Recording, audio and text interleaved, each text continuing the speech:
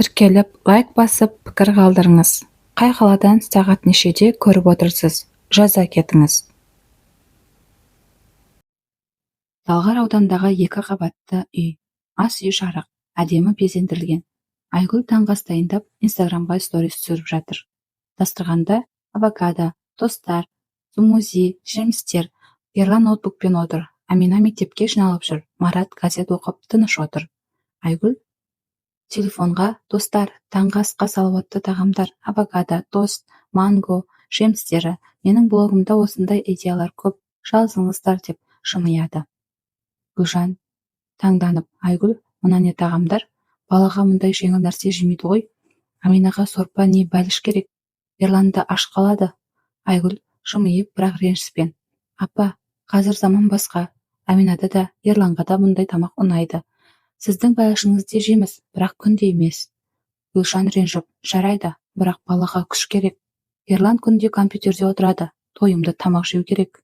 Ерлан әңгімені естіп басын көтереді, бірақ ештеңе демейді. Амина қуанып, мама, мына достар әдемі, мектепке достарыма көрсетсем, қалай? Деп телефонын шығарып суретке түсіреді. Гүлжан басын шайқап, Амина, сен де телефонмен жүрсің. Айгүл, балаға дұрыс тамақ берсеңші. Айгүл ашуланып, апа, мен балама не беріп, не істейтінімді өзім білемін. Сізге бәрі ұнамайды әйтеуір. Ерлан орнынан тұрып сөмкесін алады. Ерлан, жай ғана, Айгүл, анам, сөйлесіңіздер. Мен Аминаны мектепке апарып жұмысқа кетем, дейді. Амина сумкасын алып, Ерланмен шығады. Айгүл ыдыс жуа бастайды, бірақ ашуланып табақты қатты қояды.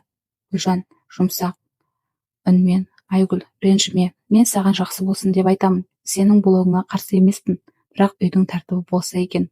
Айгүл дауысын көтеріп, апа, сіздің тәртібіңіз бойынша өмір сүрейік десеңіз, мен бәріне ие болғым келеді. Менің өмірім бар, бірақ сіз оны түсінбейсіз. Марат газетін қойып араласады. Марат сабырлы үнмен, екеуі де тынышталыңдар. Гүлжан, Айгүлдің стилі басқа. Оған еркіндік бер.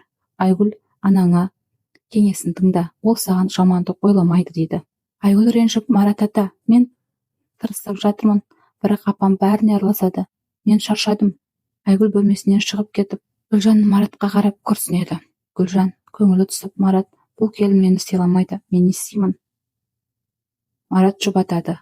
Айгүл, ол әлі жас, өз жолын іздейді, сабыр ет, бәрі реттеледі. Осы кезде Айгүл бөлмесінен телефон арқылы әпкесіне Динараға хабарласады. Айгүл, Динара, апа тағы да араласты, мен шыдай алмаймын, ол менің өміріме иелік еткісі келеді. Динара, Айгүл, сабыр ет, апа сені сынағысы келмейді. Ерланмен сөйлес, ол көмектеседі. Ерлан ештеңе демейді, тек қарап тұрады, дейді Айгүл. Айгүл Айшамен Талғардың орталығындағы кафеге барады. Үйде Гүлжан Гаухармен сөйлеседі, ал Ерлан болса жақын досы Нұрланмен кездеседі. Амина мектептен қайтады. Кафеде жастарға толы музыка ойнап тұр. Айгүл кофе Айшаға шағымданады. Айша, мен шыдай алмайын барам. Апа әр қадамда араласады. Тамақ пісірсем ұнамайды, үй жинасам дұрыс емес. Блог жүргізсем босқа уақыт кетіресің дейді. Мен осы үйде бөтенмін. Айша жымиып, Айгүл, сен де оңай емессің ғой. Апаң сен сынағысы келмейді. Жай дәстүрді сақтағысы келеді. Ерланмен сөйлес, ол ортақ жол табады, дейді. Айгүл ашуланып, Ерлан үндемей қарайды. Мен апаны үйден шығарып жіберем бе деп ойлап жүрмін. Басқа амалым жоқ. Айша таңданып, Айгүл, олай айтпа. Ол Ерланның анасы, отбасыңды ойла. Динараға айттың ба, дейді. Айгүл көзіне жас алып, Динарамен сөйлестім, бірақ ол да сабыр ет, деді. Мен не істеймін? Айгүл Айшаны жұбатты, бірақ Айгүлдің шешімі бекіген сияқты. Үйде Гүлжан бақшада Гаухармен шай ішіп отыр. Гүлжан, Гаухар, Айгүл мені тыңдамайды. Мен жақсы болсын деп айтам, бірақ ол ренжиді. Интернеттен бәрін үйренем деп жүр. Гүлжан, ол жас келін ғой, олардың заманы басқа. Менің келінім де солай, бірақ беріле келе түсіндік. Ерланмен сөйлес, дейді. Ерлан әйелінің сөзін тыңдайды, ал мен артық болып қаламын ба? Гаухар Гүлжанды жұбатты, бірақ Гүлжанның көңілі түсіп кетті. Ал Ерлан мен Нұрлан кафеде кездеседі. Үйде не болып жатыр, Ерлан, дейді досы. Ерлан күрсініп, анам мен Айгүл ұрысып жатыр. Анам тәртіпті ұстағысы келеді. Айгүл өз стилін қорғайды. Мен ортада қалдым. Нұрлан жымиып, досым, сен ұлсың, шешім қабылда, анамды да, әйеліңді де тыңда. Бірақ Айгүлге де кішкене еркіндік бер. Ерлан ойланып, білмеймін, Нұрлан ашумен бірдеңе айтып қоямын ба деп қорқамын. Үйге Амина мектептен қайтады. Айгүлмен сөйлеседі. Амина, мама, сен неге әжіммен ұрсасың? Ол сені жақсы көреді ғой. Айгүл жұмсақ, Амина, үлкендердің мәселесі. Сен уайымдама, дейді. Қонақ бөлмеде Айгүл тамақ дайындап жатыр. Гүлжан теледидар көріп отыр. Ерлан шаршап келді. Амина бөлмесінде сурет салып жатыр. Айгүл, мына тағам не? Тағы не интернеттен алдың ба? Апа, бұл күшті тағам. Ерланға ұнайды. Сізге ұнамаса жемеңіз. Мен сұрадым ғой. Бірақ осы үйде менің сөзім өтпейді, дейді.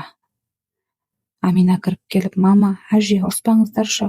Бұл бәліште дәмді, бұл тағамда дәмді деп айтады. Айгүл дауысын көтеріп, апа, сіз бәріне араласасыз. Мен осы үйдің келінімін, бірақ өзімді бөтен сезінемін. Сізге бөлек кеткен дұрыс шығар. Гүлжан таңырқап орнынан тұрады. Ерлан естіп кіреді, бірақ үндемей қарайды.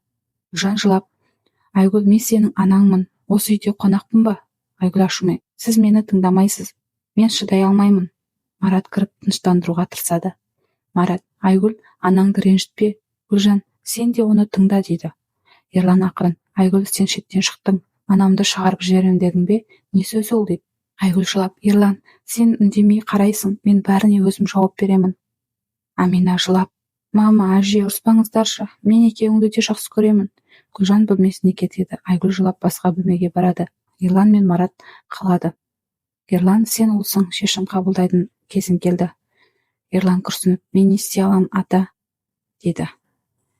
Айгүл мен Ерлан жатын бөлмеде сөйлеседі. Гүлжан Маратпен бөлмесінде. Динара келіп мәселені шешуге көмектеседі. Айгүл, Ерлан, мен ашумен айттым, бірақ апаңмен тұру қиын. Мен өз өмірімді құрғым келеді. Анамды қуып шығу дұрыс емес. Сенің ренішіңді түсінем, бірақ шешім табамыз. Айгүл жылап, ол мені тыңдамаса мен не істеймін? Ерлан, мен бәріне жауап беремін, уәде. Ал Гүлжан мен Марат сөйлесіп, Гүлжан жылап, Марат, Айгүл мені шығарғысы келеді, ауылға қайтайық. Марат жұбатады, олай айтпа. Айгүл ашумен айтты, Ерланмен сөйлесейік, дейді. Динара келіп бәріне шай дайындайды. Қонақ бөлмеде жиналады. Динара, Айгүл, апа, ашық сөйлессіңдер. Айгүл, сен де ренжідің. Сен неге ренжідің? Айгүл жылап, мен еркін болғым келеді. Апа бәріне араласады. Мен ашумен шығарып жіберем, дедім. Гүлжан жұмсақ болып, Айгүл, мен сені ренжіткім келмейді. Айгүл, анамды тыңда. Біз отбасы болып шешеміз, деді.